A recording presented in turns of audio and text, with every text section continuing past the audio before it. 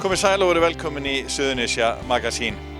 Í þáttum sumarsins ætlum við að vera með brot af því besta sem við höfum verið að gera í Suðurnesja Magasíni síðustu mánuði. Njótið vel. Það var alltaf blundað pínluti í mér að verða barþjónn eða afgreiða bjór og núna er kannski draumurinn að verða að veruleika. Því fyrsta bjórgerðin hefur verið stofnuð á Suðurnesjum, litla brugghúsið. Það er í garðinum í Suðurnesjabæ. Skál fyrir því og við kíkjum inn. Hvert er upphafið að litla brugghúsinu? Hvar fæddist þessi hugmynd? Já, það hafi ekki verið 2016 þegar kona sendi okkur á korpssuðunámskeið og þá var ekki aftur snúið. Svo hittum við Kristín í byrjun árs þegar við vorum að skoða búnað til að gera brugghús og þá runnum við saman í það og hann það neitaði að bíða lengur með að starta brugghúsi. Við vorum konið með búnað sem vorum búin að vera að sanka að okkur og byrjaði að undirbúa og þá drifum við þetta af stað svona í miðju COVID-i. Er það ekki svolítið sérstakt? Jú, þetta er ekkert besti tíminn til að byrja á þessu, en við vildum bara ekki bíða lengur. Er þetta búið að vera í rauninni í þessi 4 ár í fæðingu? Sko, kannski ekki hjá mér, hjá þeim tveim. Ég hef bara verið að dunda mér í þessu heima í einhver ár og svo Þeir vissu að því? Nei, það er ekkert búin að þekkjast í 4 ár, sko. Við erum bara búin að þekkjast í, 1 ár núna. Kynntust á bjórhátíð í fyrra. En það var bara leið ég vissi að þeir var í þessu pælingu, þá bara, heyrðu, ég ætla að vera með. Markus, var ekkert mál að taka hann inn? Það var lítið mál. Smölt passaði bara. Þið eru allir hérna úr garðinum? Já. Eða tengdir garðinu? Já. En hvað er þetta mikið mál? Þetta er voðalega skemmtileg hugmynd yfir bjórglasi eða eitthvað að fara að stofna litla bjórverksmiðju eða bjórgerð kannski réttara orðið, en þetta er nú eitthvað meira mál en það? Já, töluvert. Þetta er alltaf gaman að skipuleggja og plana og eins og er framkvæmdin alltaf miklu erfiðari. En þetta heppnaðist ágætlega og gengur vonandi bara allt saman upp. Ég er forvitin að vita, þið eru búin að sýna okkur 5 gerðir. Hvernig velum á svona uppskriftir, ef við köllum þetta uppskriftir eða bjórgerðina? Já, þetta er svona bara að hvað langar þær að búa þetta núna og hvað maður setur í þetta og svo er bara hvernig stemmingin er og svo smakkar maður það og þarf að bæta eða laga eða breyta einhverju og þannig að þetta er svona mismunandi, möguleikarnir eru endalausir í að fínstilla bjórinn og laga, þannig að þetta er vinna í að finna uppskrift sem maður er ánægður með og svo bara verður maður að reyna og halda áfram og bara ekki gefast upp. Byrjar að googla þetta? Já, það er alltaf fyrsta og svo náttúrulega fengum við upplýsingar á korpssuðunámskeiðinu og vorum búin að hitta fleiri líka í svipuðum hugleiðingum og fá ábendingar og þannig að þetta er mikið gaman að grúska í þessu. Þetta þarf að vera svolítið áhugamál, eða ekki? Þetta er ekkert nema áhugamál. Við sjáum ekki fram á það að verða ríkir á þessu. Þetta er bara því við höfum gaman að þessu. Það lítur að kosta eitthvað að starta svona. Þið eru búin að kaupa hús utan bjórgerðina líka?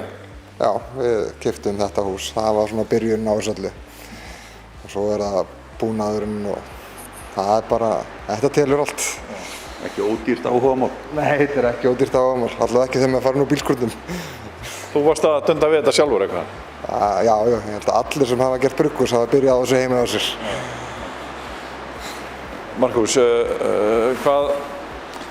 nöfnin eru mjög svona tengd Suðurnesjanum og garðinum, þannig að þið viljið hafa þetta svona alvöru? Það er svona, viljum hafa einhverja tengingu náttúrulega og vilja vera með svona halda sögunni og þannig að þá var ákveðið að fara svolítið í gamla bækur og finna eitthvað svona sem á við svæðið og getum tengt við bjórana.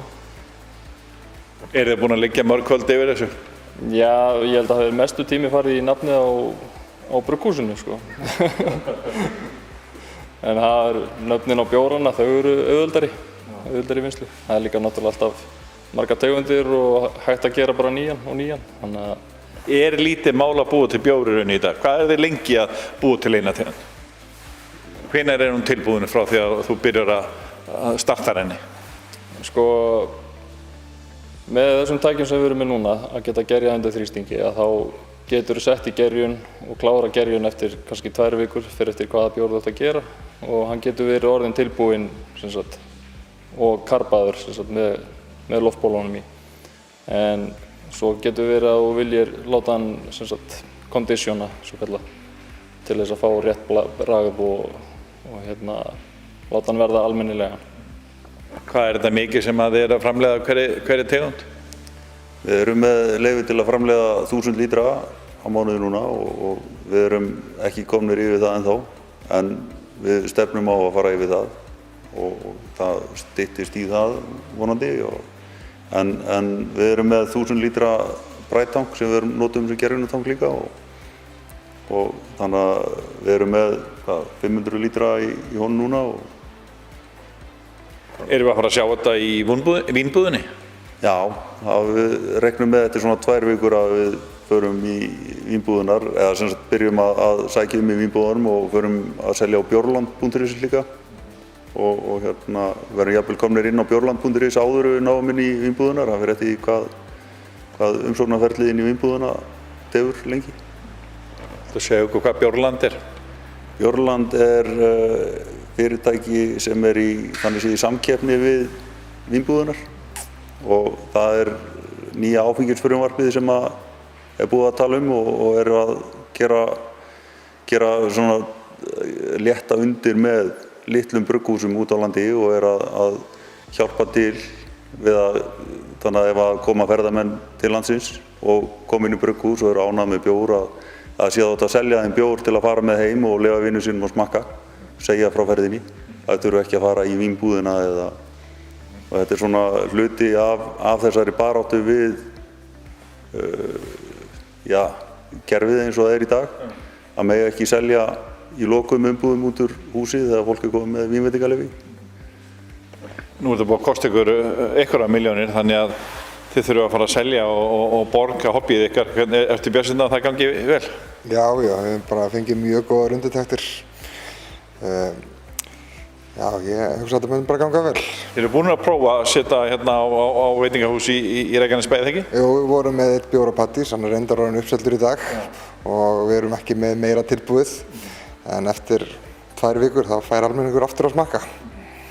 Og ertu bjartsýnn á að þessu verði vel tekið, svona meðal Suðurnesjamenn allavega? Já, hingað til höfum við bara fengið frábæra móttökur, þannig að ég bara er ekki nokkrum vafa. Eru þið búin að vera að nota fjölskyldu eða vini til þess að smakka með ykkur? Já, það fengið alltaf einhverja til að fá viðbrögð og þetta er náttúrulega stór hluti af því að heyra hvernig öðrum finnst bjórinn, að maður sé ekki bara einn sem er ánægður með hann.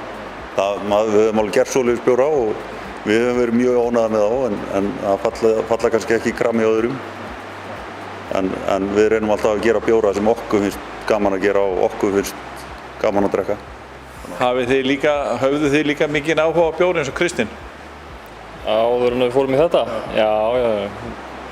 Alveg síðan að við fórum einmitt á þetta kortsöðunámskeið þannig að þá var náttúrulega bara búið að vera stúdera og fínisera uppskriftir og ætli það sé ekki milli okkar þriggja að við séum kannski í svona 100 uppskriftum eða eitthvað. Svo er bara úr að velja.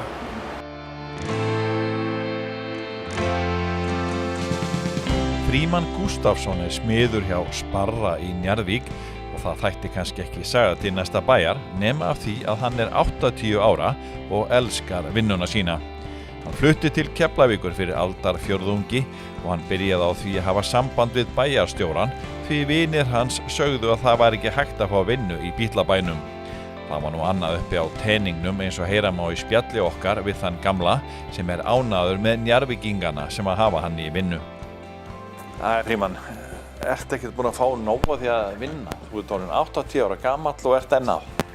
Nei, ég er ekki búinn að fá nóg af því. Ég verð bara að segja þér eins og þér að ég held þessu áfram á meðan heilsa mín leyfir mér það. Það er ekkert allir sem að komast í vinnu 80 ára gamlir? Nei, því miður. Og ég er bara þessum bræður sem eiga þetta fyrirtæki þakkláttur fyrir það hvað þeir hafa gefið mig mikið Þetta ekki út af peningu sem þú ert að vinna að gera í raffi, Þetta er ekki endilega út af peningum. Þetta er bara, ég þekki ekkert annað í lífinu heldur en að vinna og ég nýt þess. Mér finnst æðislegt að þurfa að vakna á morgnana og mæta hérna og hitta þessa stráka hérna staðið fyrir að hanga einn heima yfir engu. Mér finnst það gefa lífi mínu ofsalega mikið gildi. Þannig það engin áhugamál, golf eða hestamennska eitthvað þvælast fyrir? Nei, það er ekkert svoleiðis því miður. Ég hef verið bara á þessu vinnumarkaði frá unga aldri og þekki ekkert annað. Ég var reyndar í fótbolta á sínum tíma og hann gaf mér ansi mikið. Ég held ég hafi verið 42 ára þegar ég var rotaður og þá ætti ég. Þú hefur verið að segja mér frá því að þú ert ekki alveg sáttur við kerfið, svona það ekki mikil hvatning fyrir eldri borgara að vinna. Nei, ég er ekki sáttur við kerfið og eins og þú segir réttilega, hvatningin fyrir eldri borgara að halda áfram og vera út á meðal fólks í vinnunni, hún er engin. Allt sem þú gerir er í rauninni drepið niður af ríkisvaldinu. Þannig ef þú ert í fullri vinnu og færð þín laun fyrir það, þá eru tekjurnar orðnar það miklar að ellilífeyrinn þinn sem að þú telur þig búin að vera að vinna fyrir alla þína ævi, hann er skertur. Já, hann er bara tekinn nánast af mér, ef það væri svoleiðis. Það er eins og er í dag, þá má ég vinna hérna 8 tíma á viku. Mér finnst það lítið, hvað á ég að gera við hinn tíman. En kerfi býður mér ekki upp á að gera neitt meira. Þannig að þú væri samt alveg sátt við það, þú vilt halda þínum ellilífeyri og borga síðan bara fullan skatt af þinni vinnu. Já, ég er alveg sáttur við það. Ég vil halda því sem ég á rétt á og mega vinna eins og ég vil vinna og borga mína skatta af því sem ég vinn fyrir. Veistu marga á þínum aldri á vinnumarkaðnum? Ég veit nú ekki marga, en einhverjir eru til sem eru á vinnumarkaðnum. En ég veit líka að það, og hef heyrt það dregur úr mönnum að fara á vinnumarkaðinn út af þessum skerðingum sem eru hjá eldri borgurum. En þú varst búinn að segja mér það, þú ert uppalinn Siglfirðingur en þú komst til Keflavíkur fyrir mörgum árum síðan. Já, ég er fæddur og uppalinn Siglfirðingur og ég kom til Keflavíkur 1994 og þá að mér var sagt í miklu atvinnuleysi og var spurður að ég af hverju ég væri flytt til Keflavíkur út af þessu atvinnuleysi. Og þá datt mér í hug að hringja í bæjarstjórann. Sem var Ellert Eiríksson eða það? Var það Ellert Eiríksson. Og ég hringdi í hann og ég spurði hann út til þess og þetta og það svarið sem ég fékk var ég veit nú ekki til þess að þeir sem nenna að vinna hafi ekki vinnu. Og það eru orðarsönnu hjá honum. Ég hef ekki enn í dag verið atvinnulaus. Þannig að ertu búinn að ert þú norðan maðurinn búinn að una hægðínu vel hér fyrir sunnan, suður með sjó? Já, alveg ágætlega. Ég hefði nú aldrei lent hérna nema bara því að kona mín, hún átti systir hérna og hún vildi flytja hingað. Og ég nú búinn að komast að því að þú hefur unnið fyrir fleiri aðala hérna, fleiri byggingaverktaka og gjöta en þú ert líka svo frægur að hafa unnið hjá varnarliðinu. Já, ég fór að vinna hjá varnarliðinu árið 2000 og var þar þangað til yfir lauk. Síðustu mönnum út? Já, var með síðustu mönnum út. Og ég verð nú að segja það að ég man ekki eftir betri vinnustað heldur en öllum var. Þó að menn þar væri bolvönd og raglandi yfir því að vera þarna. Þú máttu nú ekki vinna allt og hratt það? Nei, það var aldrei sagt um flýttuður. Ég heyrði það orð aldrei. Þetta var sérstakur vinnustaður, ég skulle segja bara Keflavíkur flugvöllur. Já, þetta var sérstakur vinnustaður kona mín var að vinna hérna líka og við nutum þess mjög vel að fara hérna í vinnuna og fara og borða í hádeginu og vera saman á þeim tímum. Hver eru helstu verkefniðin hérna áttræðumadurinn, hjá áttræðumanninum hjá fyrirtækinu Sparra í Neri? Hvað ertu að gera? Það bara allur fjárinn. Ég smíða glugga og ég verið að setja upp innréttingar og ýmislegt annað sem hefur tilfallið hérna á verkstæðinu.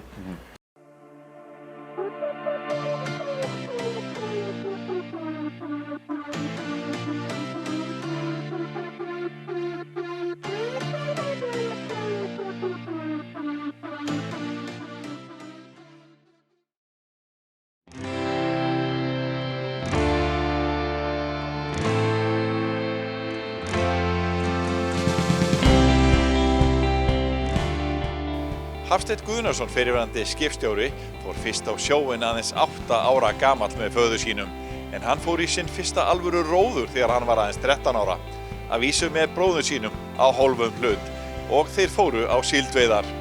Við hittum Hafsteinn Guðnason í bátasafni Gríms Karlssonar í Dúshúsum í Reykjanesbæ og ræddum við Hafsteinn sjómennskuna, en bátalíkan af fyrsta bátnum sem okkar maður fór á einmitt á safninu.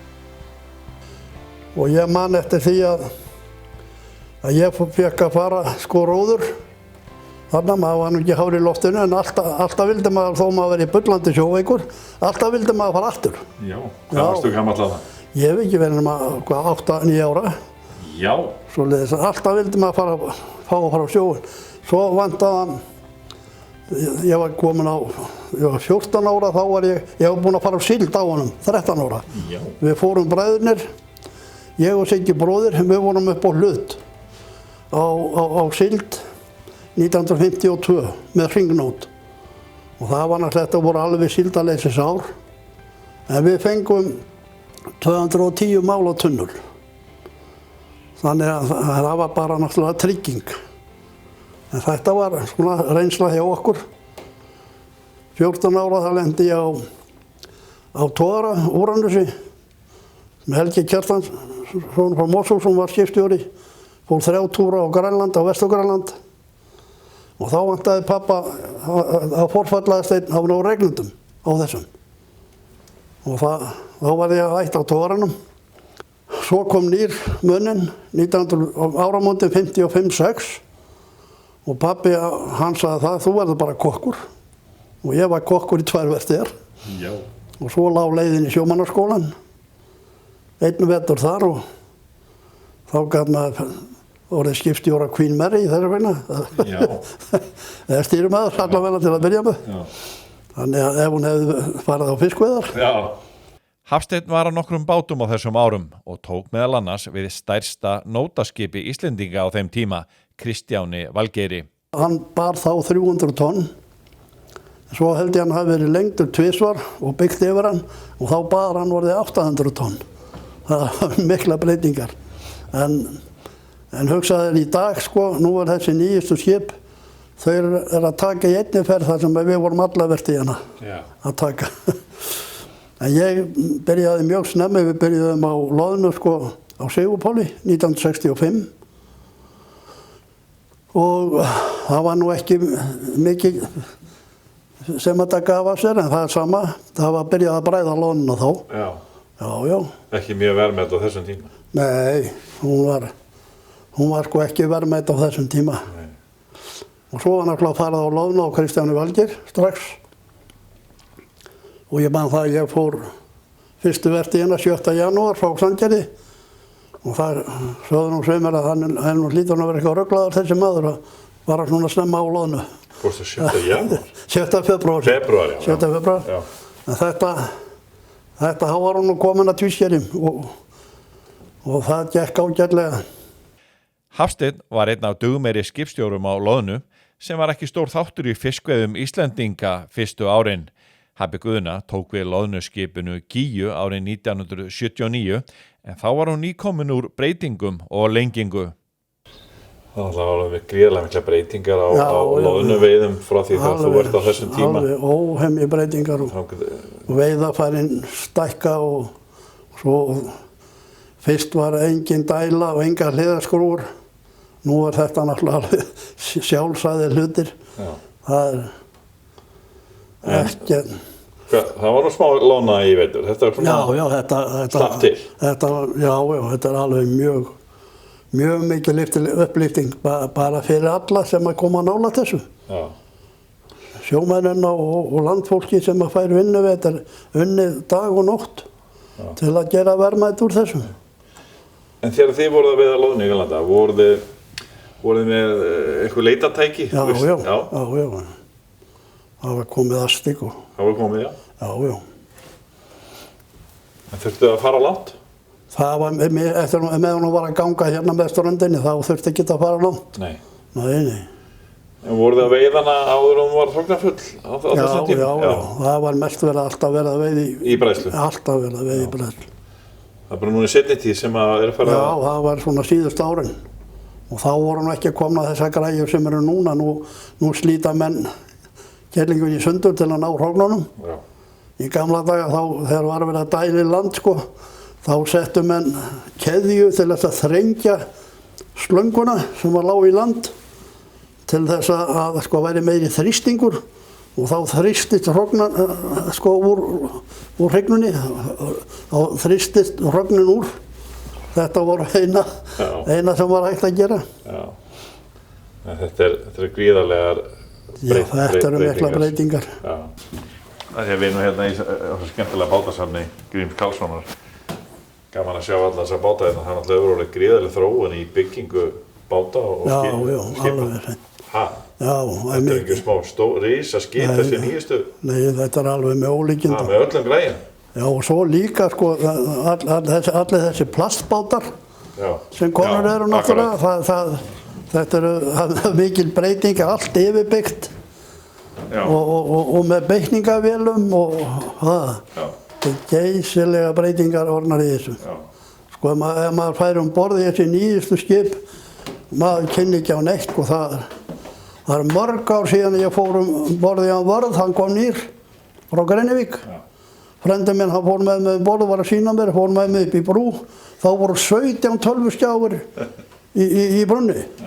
Og núna er þetta sjálfsagt, ég veit það ekki. Það er bara svona, þetta eru mikla breytingar. Lentur aldrei í neinum vandræðum á sjó, Hafsteinn? Nei, ég var nú bara mjög heppinn. Ekki í neinum. Og eins og ég segja, mista aldrei mann eða neitt svoleiðis. Var mjög langsamur með það. Ég hafi ekki fengið það með blóðinu. Pabbi var gætinn, hann þótti gætinn sjómaður. Og hann endaði nú kokkur hjá mér. Já? Já, hann var listakokkur á. Þannig að þú varst kokkur hjá honum þegar þú varst yngri? Já, var smá, svo endaði hann kokkur hjá mér. Hann alveg listakokkur. Hafsteinn er tíðrætt margar breytingar í greininni og það til góðs. Fyrir nokkrum áratugum var ekki svona mikil áhersla á að koma með nýjan fisk að landi. Mikið af honum fór á hjallana þar sem hann var hengdur til þurrkunar og humarinn var ekki tekinn borð. Meðferðin á fiskinu, hún var svolítið annar í dag, það er alveg á hreinu, það er mikill munur. Já. Og svo líka, til dæmis á netabátum í dag, það fer helst enginn á sjó nema að sjá fram á að hann geti dregið netið aftur með sem nýjustum fiski. Já. Maður sér það bara í svona brælum eins og eru núna, menn bara taka upp á þessum minni bátum. Það þýðir ekkert að vera að koma með gamla fiskalandi. Nei. Það þekkist ekki í dag.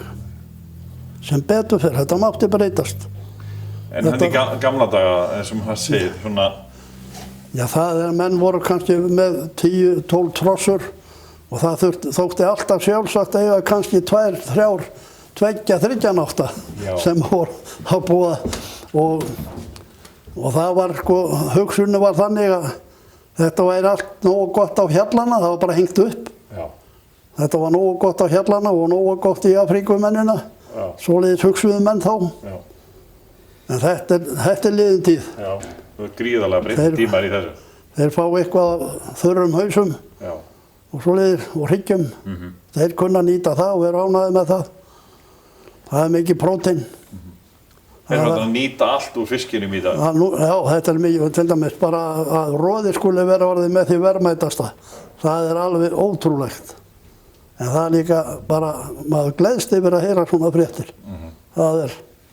Og líka, hvernig var það eins og þessar tegundir líka svona í seinni tíð sem hafa komið sem var bara hent í gamla daga, ekki? Þegar ég byrjaði... Skötusel og eitthvað svona. Já, þegar ég byrjaði til dæmis, þá þurftum að vera kokkur og fór maður nú alltaf til að leysa af svona þegar svo ég kemist í mat og maður vildi endilega fara á gogginn.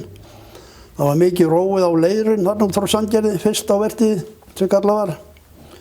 Og það kom mikið af humar sem festist á krókana. Hugsaði það, hann var allur sleginn af í rúlluna. Maður hafði ekki vita á að heyrða þetta. Hugsaði þetta er dýrasti fiskurinn í dag. Já. Þetta var slegið af. Ótrúlegt. Skötusölur og tindabekkja, þetta fór allt bara að safnað í viku í meðkassan. Helst að hafa net, svo væri hægt að hífa þetta allt. Og keila, smá keila og svoleiðis. Hún var hengt kannski upp eftir hálfum mánuð. Þetta var bara svona. Hjallarnir tóku vel lengi. Já. Það var góð aðferð til að verka fisk. Í gamla daga var lífið sjómennska og í 20 ár þegar Hafsteinn var á síld á sumrin var ekki farið í sumarfrí. Það var farið á síld, bara oftast farið svona, kannski eftir 17. júní. Já. Og alltaf komið heim í byrjun september. Já. Það var ekkert lengra úthald og þetta var ekkert nema helst keisla. Og fór allt sumar í þetta bara? Já. Maður vissi ekki hvað sumarfrí var í 20 ár. Það var alltaf farið á síld. Já. Svo hvarf síldin? Já, hún hvarf alveg. Var horfin áður en þetta ég byrjaði, sko. Já. Það var... Var ekki alltaf að tala það, hann hyrfi þetta 68? Menn mættu alltaf til Siglufjarðar. Já. Og síldasöltunarstúlkur og allt þetta mætti alveg óhemju lið. Já. Alltaf voru menn að vonast eftir að kæmi síld. Leið og þökkum fyrir áhorfið viljum við minna á að við erum að gefa út Héraðsfréttablaðið Víkurfréttir sem er dreift frítt á netinu og kemur líka í pappír og er dreift frítt öll Suðurnesin. Við erum að skrifa nýjar fréttir á vaff.is og sömulegis nýjar golffréttir alla daga ársins. Þennan þátt og eldri þætti getið þið séð á Víkurfréttavefnum. Það er ágætt að koma inn úr sumrinu og kíkja á eitthvað skemmtilegt efni frá síðustu vikum. En að lokum viljum við hvetja ykkur til þess að kíkja á Reykjanesi í sumar. Það er margt að sjá. Og hér er margt í gangi. Við þökkum fyrir okkur. Verið sæl.